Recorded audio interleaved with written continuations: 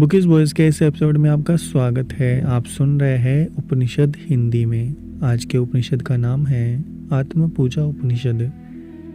इस उपनिषद में काया में स्थित आत्म तत्व की आत्मदेव की पूजा उपासना की विधि समझाई गई है।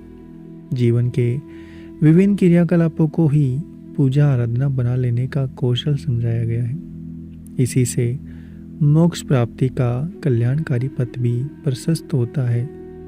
उस आत्म तत्व का सतत चिंतन ही उसका ध्यान है। समस्त कर्मों का निराकरण ही आह्वान है। अविचल ज्ञान ही उसका आसन है।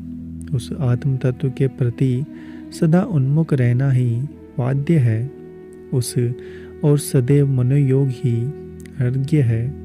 आत्मा को निरंतर दीप्ति ही आचमन है। श्रेष्ठता की प्राप्ति ही उसका स्नान है।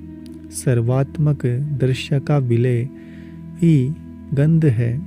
विशिष्ट नेत्र ही अक्षत है। चित चैतन्य दीप्ति ही पुष्प है।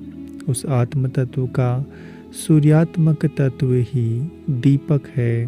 पूर्ण चंद्र और उसके अमृत रूपी रस का एकीकरण ही नैवेद्य है।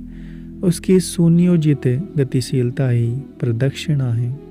उसका सो अहम मैं वही ब्रह्म हूँ भाव ही नमन है। मौन अंतर्मुखी रहना ही उसकी स्तुति करना है। सदैव संतुष्ट रहना उसका विसर्जन है। इस प्रकार परिपूर्ण राजयोगी का सर्वात्मक पूजा उपचार ही उस आत्म तत्व का आधार है।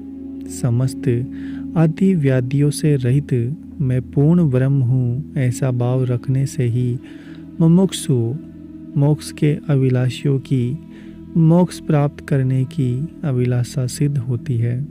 यही उपनिषद तत्व ज्ञान है।